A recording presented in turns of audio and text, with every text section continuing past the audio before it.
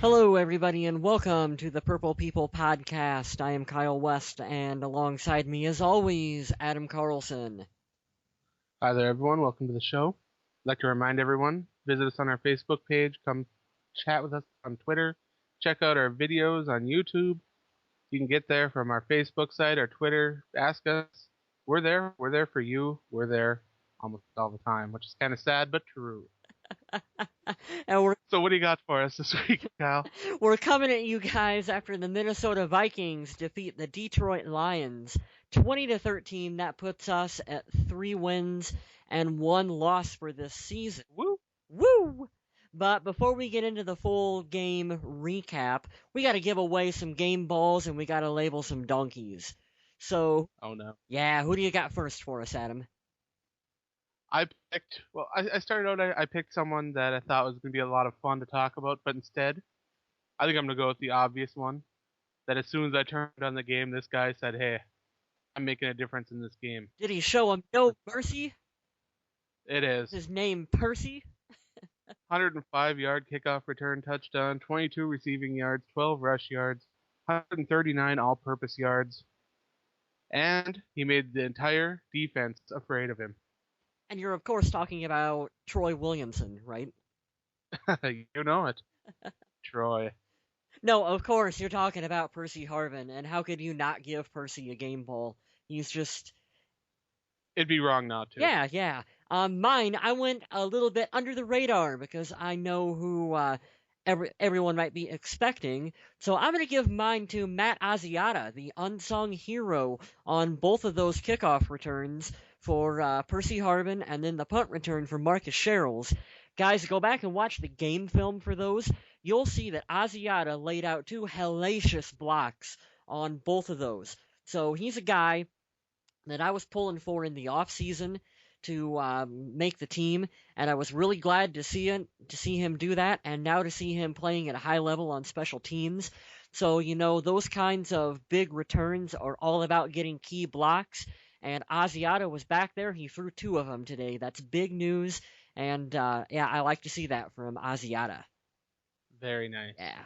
And you were talking about blocking, which brings me into my donkey. Okay. Now, my donkey of the week is John Carlson. He did a decent job blocking. Nothing special. He was okay. And he had 1 catch for -1 yard.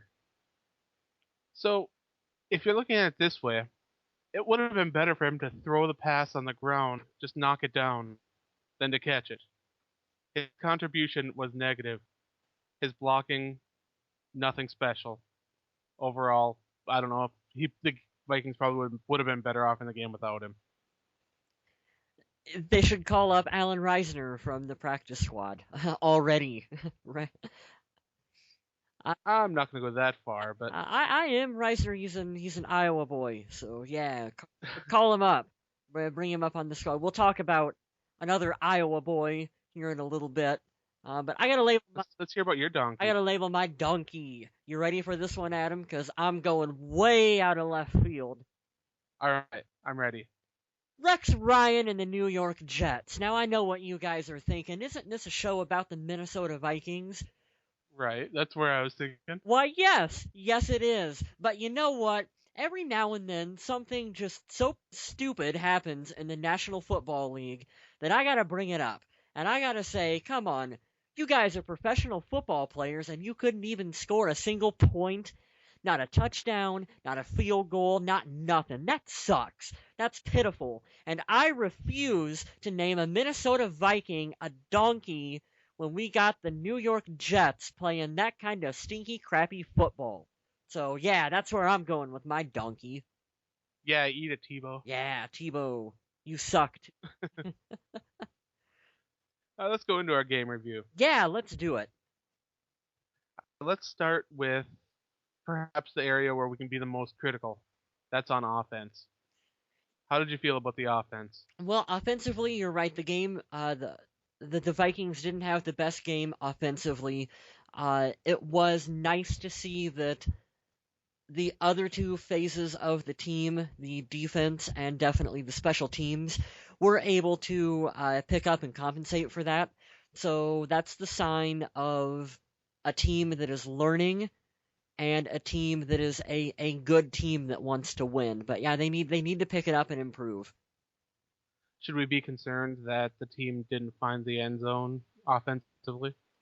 No, they'll get it. They'll get it sorted out. It was uh, it was just one game where we're 4 weeks into the season. Uh, they're gonna stumble. Like I said, this is a team that's gonna stumble a little bit throughout the season, and they picked up the win, so that's all that really matters, I think. I think so too, but there were phases of the game that I thought the Vikings improved upon. Hmm. Now, they did rush the ball quite well. Adrian Peterson broke the 100-yard mark for the first time this season, I believe. Yeah, he did. Uh, He had 102 yards on the ground. so it's good to see the Vikings running game being solid and improving. I saw Peterson taking cuts that he normally wouldn't have. Hmm. Well, somebody with knee issues like he had normally wouldn't. So it was nice to see him getting back to form. Another thing that I really liked that I saw they added this game was the deep shots. They actually took a couple chances down the field. They drew a couple pass interference penalties. Simpson made a couple catches. Honestly, I wasn't sure that Simpson could be that guy that would stretch the field, but Ponder and him seem to have this connection where things are working. And sure, he only had 50 yards receiving, but to me, it was a nice sign because you've got to add in those yards from those penalties too. Hmm. And the 50 yards receiving, he actually led the team in receiving yards with Right. the full reception for 50. So that is boy, that's some kind of sign of I don't know what when four receptions for 50 yards can lead the team, but we should be thankful that we were able to compensate for it in, like I said, in the other two phases. You're not going to be able to win week in and week out on doing that, but they'll get it figured out and they'll get it sorted out. We also didn't see any interceptions. We didn't see any fumbles, I believe. No, nope. It's that safe, conservative football that Minnesota is playing that's keeping them in games. And that's what I love to see is not taking a ton of chances, not risking turnovers, letting their defense, their special teams put them in position to make points when the offense is stalling. And that's what we saw this game, and that's what I liked. Which is really cool because that is a reflection of Leslie Frazier, which means a couple of things. It means, for starters, the team is buying into the philosophies that he and his coaching staff is teaching to them, okay? Which is Right. a really good sign. And you're seeing that Frazier wants to put together a team, a very old school style team. We want to run the football effectively, okay? Which, having Adrian Peterson on the team, that should be a given. That should be the focus. Yeah, Anyway, definitely. and they're a team that says, hey, we're going to stop the run. You are not going to run against the Minnesota Vikings.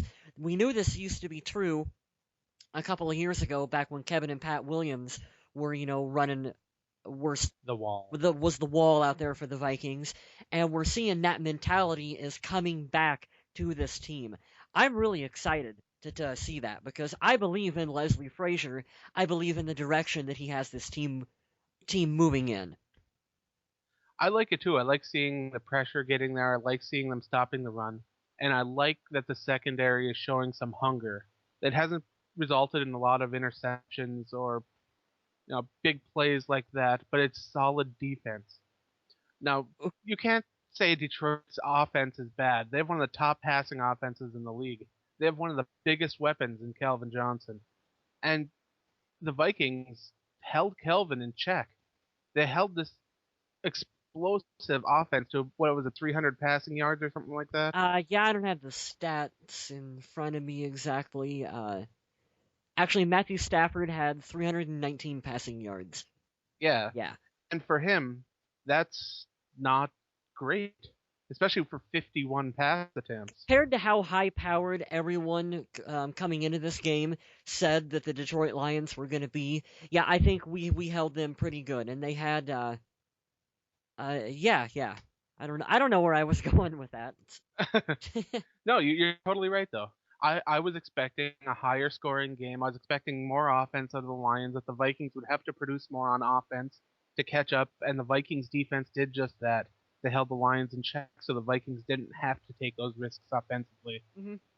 And what's impressive to me is I still don't think that we have the greatest secondary back there, No. but we're seeing the difference between this year and last year is we're seeing guys playing a more physical style of football.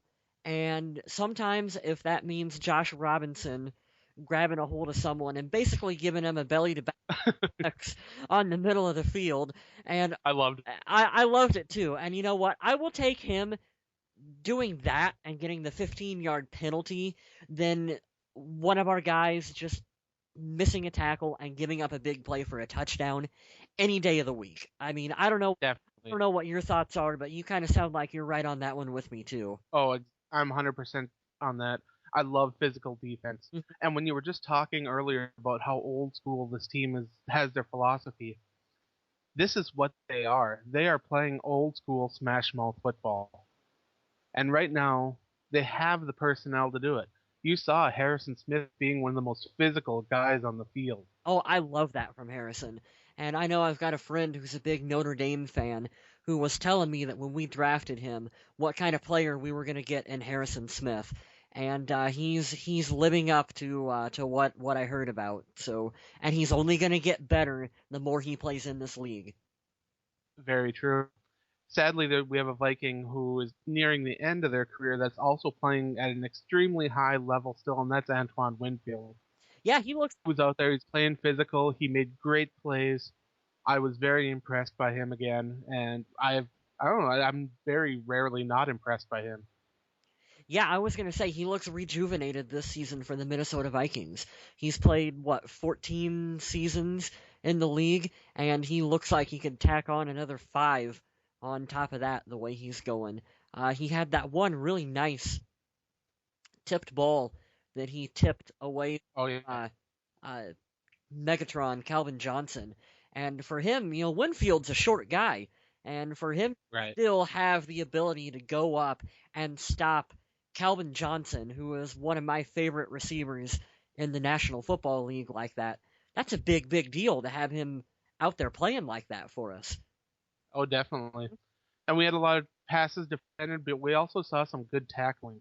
The Vikings were willing to give up the yards on the short passes and make the tackle to put the Lions in a third and short situation.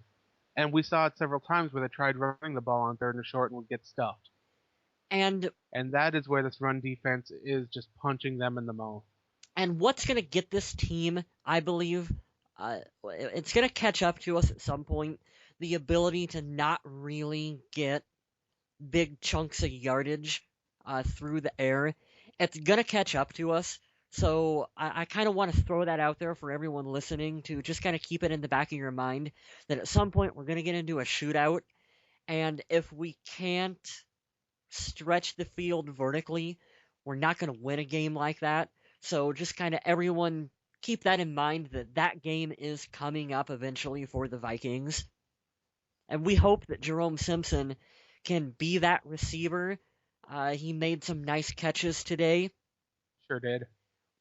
I just don't know if we have, and even with having Percy and Jerome, I still just don't know if we have the weapons that if we get into a big time shootout, if we can go toe to toe with some of the really good offenses in the NFL right now.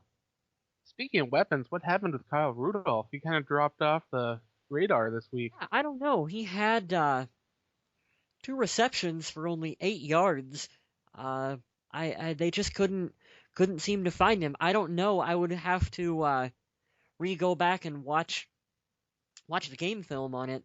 I would imagine that teams are gonna start noticing where Kyle Rudolph is on the field, and start saying, hey, we got to pay more attention to him in coverage because he's a big time weapon for the Vikings. So maybe Detroit was doing something to keep him out of the game. For how much the Vikings were touting this tight end system in the offense, it sure hasn't shown up to me really much at all. Yeah, they can't get two tight ends on the field at the same time, but they can run a wildcat play with Percy Harvin Oh, I hate that. in the end zone, and you're the first person I thought of. For our listeners out there who weren't, well, I guess we weren't doing the show last season, but I know you were really critical of the Wildcat when we ran it with Joe Webb. I will always be very critical of the Wildcat. Yeah, and they called that what the Blazer package. Yeah, And we had hoped to God that we were never gonna see the Blazer back in Minnesota. And I guess I defended that a little bit in our Facebook group in saying that, well, on the positive side, that is another area now that opposing defenses have to wonder, is Percy Harvin going to line up there? Because we see him in so many other areas, but at the same time, uh, there's probably zero chance that Percy's ever going to throw a pass. So right. you're just That's why I didn't care for you're that at all. you're just kind of telegraphing what you're going to do with it, and I, I don't know. You might as well just use Percy as a just a straight running back if you're gonna do that. Right. I just don't like that disrupting the flow of the game to Hmm. try some trick play. That doesn't work with me. Focus on your offense, have a plan, execute it. No need for stupid trickery. Just play the game. And plus, you're risking. Uh, I, I can't even speak right now. I want to say Christian Ballard. Why do I want to say Christian Ballard? Christian Ponder. Boy, there was a big brain fart for me. You're risking. Yeah, that's not the same guy at all. You're risking Christian Ponder possibly getting injured by lining him up in positions that he shouldn't be. And I guess this is the Vikings God's way of saying that we shouldn't be talking about the Wildcat because I can't speak at all right now. And I have nothing nice to say about it, so between the two of us, we should probably stop that. Yeah, But I have noticed one glaring trend, and that is the Vikings playing way too loose a defense at the end of games. I don't understand why, when you've played so well all game, you've been holding them off. What's the harm in trying to put your foot on their throat? You know? they get excited. We're winning a game, and we went so out winning. It's like, yeah, I'm legally, we're winning, guys, and it's like, oh shit, oh we still got to play. There's another 5 minutes left in the game. But that's no reason to back off 5 yards and give them 8 yards each passing. That's not going to get you a win. Yeah, I don't know. They gotta tighten that up a little bit too. But it's nice that we can come out and have fun with our shows a little bit because we're winning games and we don't have to get quite so down on the fact that they're not quite finishing as well as what we would like to see. But at the same time, that's an area of improvement that they're going to be working on, and I have faith in the coaching staff that they'll get it cleared up eventually. I also think it's really nice that even after this win and after the San Francisco win, we can still take a look at this team and say, okay, there are places that we can look at to improve still. We know what they need to do. We just have to see it executed. That's a really positive thing because you know the coaching staff knows what they need to do. You know that the players have the talent to execute it. You just need to see it done. You know what I think they need to do, Adam? I think they need to get Latroy Guion onto the field eh, more often than not because Latroy, to me, is looking like a player that can make big time plays for the Minnesota Vikings. He had He was playing pretty well today. he had 2 sacks in this game, and I don't know if everyone out there realizes that. Hey, Latroy is on the team, and he can be a good player. He will be a good player for us. He just needs to get on there more often. I'll admit, when Guion and Evans were re-signed to those bigger contracts, I was very critical. But today, Guion played a really good game. Evans batted down a pass, and he took double teams in coverage or from the offensive line. And I really can't complain with anything there at all. I am probably going to get some hate mail for this statement, but in my opinion, LaTroy Guion is a player that's on the rise for the Minnesota Vikings. He needs to be on the field more. Jared Allen is a player, and please don't get me wrong when I say this, he still plays at a really, really high level, but he's not playing at as high a level as what we're used to. He's on Right. a little bit of a decline. So maybe, and I don't know what the snap count is for Jared, maybe he should not be playing as much, and LaTroy should be seeing the field more, and that's going to make Jared more refreshed. He's not going to be as tired, and it's going to allow him to step up and play bigger because he's not going to be so gassed because he's getting 98% of the snaps out there on the field. You know what I'm saying? Exactly. When you mentioned Jared Allen, Yeah. I remembered something that I was thinking during the game when Everson Griffin came in the game when Jared Allen left with that muscle cramp and he got a sack right away. Now, Jared Allen's been struggling really bad with getting sacks this year. So for Everson Griffin to come in and just get one right away kind of made me wonder because why isn't Jared Allen doing this when Everson Griffin, a guy that I guess you could call a nobody really yet, he hasn't established himself as being anything really special, but he comes in and does that and Jared Allen struggles. Well, my take on this, Jared Allen is probably focused too much in the off season on getting the single season sack record. Right. He was playing really, really just focused on getting that one single thing.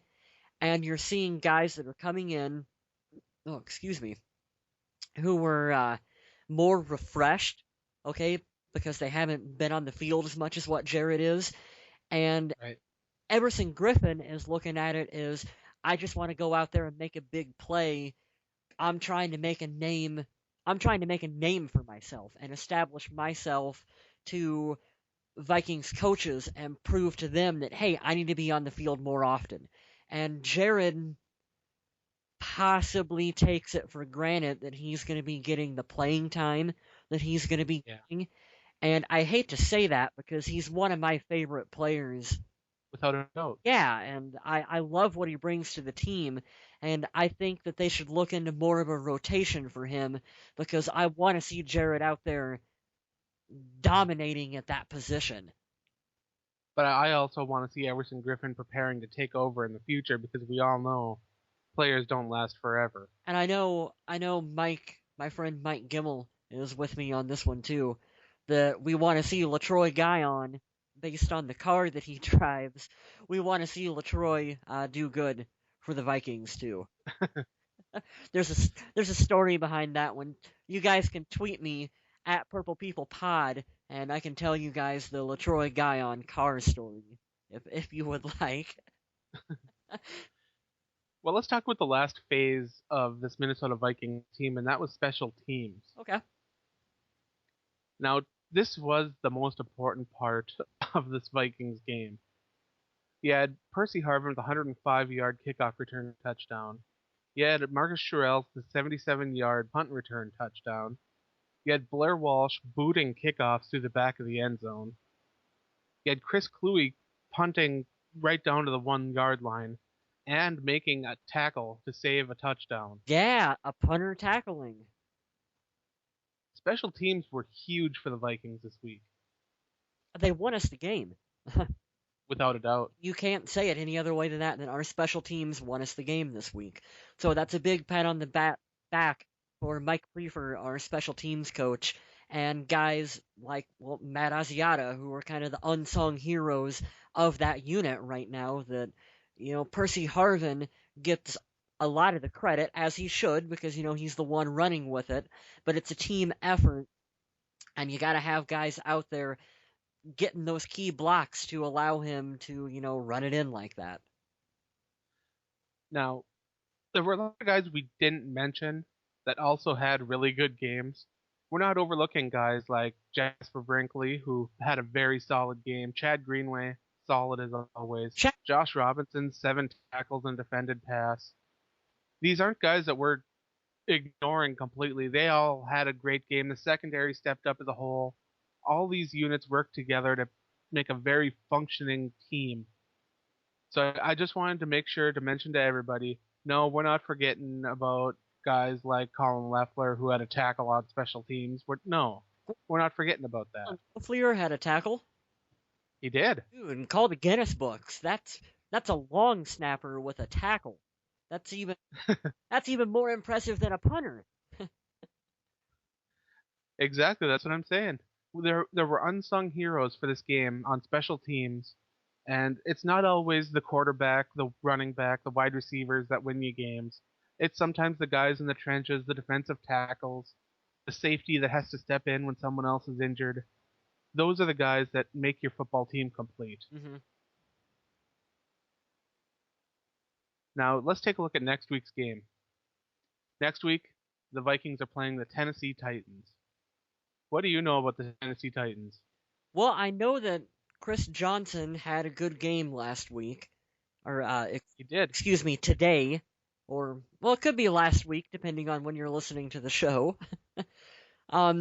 So you always got to defend for him. Like we're seeing though, the Minnesota Vikings are doing pretty good against the run. So Right. we're going to challenge either Jake Locker or Matt Hasselback, depending on if Jake Locker is healthy and playing. Right. We saw him have a big injury to his shoulder this week, and we're not sure if he's going to be playing next week. This seems to be a weird theme because didn't we have the same conversation about Stafford last week? Did. Yeah, this is weird.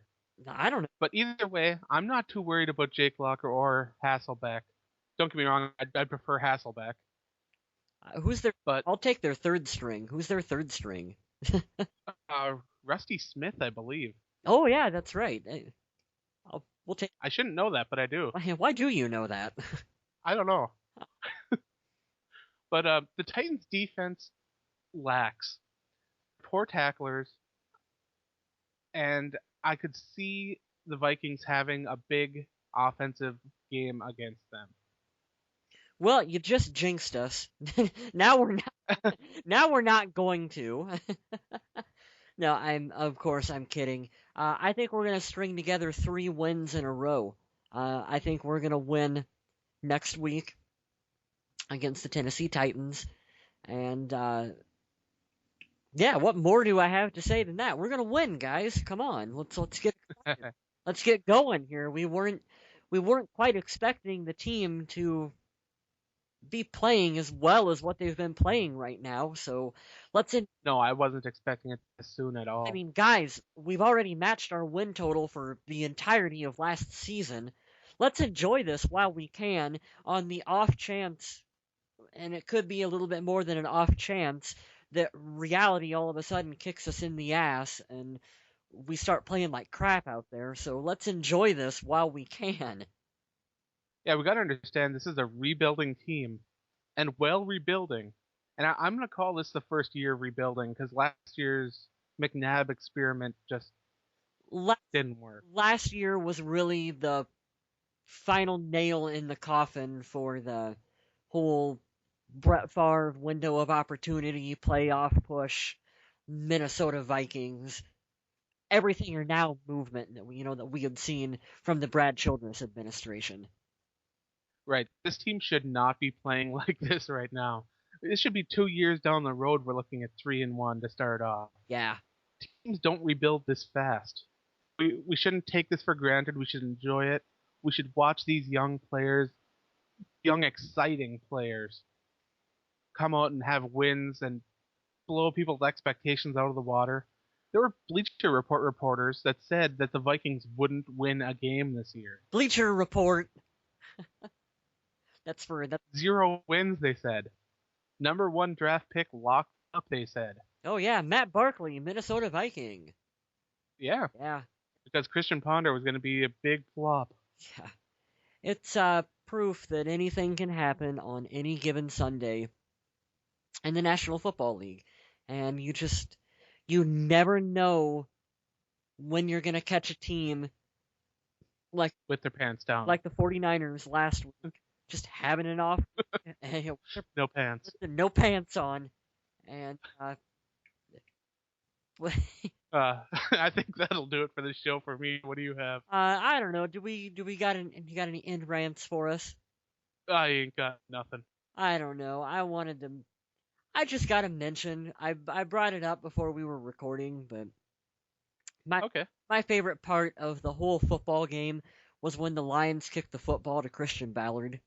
Uh, that was just awesome seeing that big of a guy with a football out there on special teams and just watching him run with it. It was exciting to see a Hawkeye with the football out there in a spot where he should not have it. So yeah, that was cool. I want to see more punts fielded by by Christian Ballard in the near future for the Vikings. Hey, if Harvin keeps playing up to the level he is, we'll see teams not kicking to Harvin on purpose. So Yeah, you never know. and I don't know. That's all I got for this week. All right. I'd like to thank everyone for listening. Come join us. Facebook, YouTube, Twitter, all our fun stuff. And remember, stay classy, Minnesota.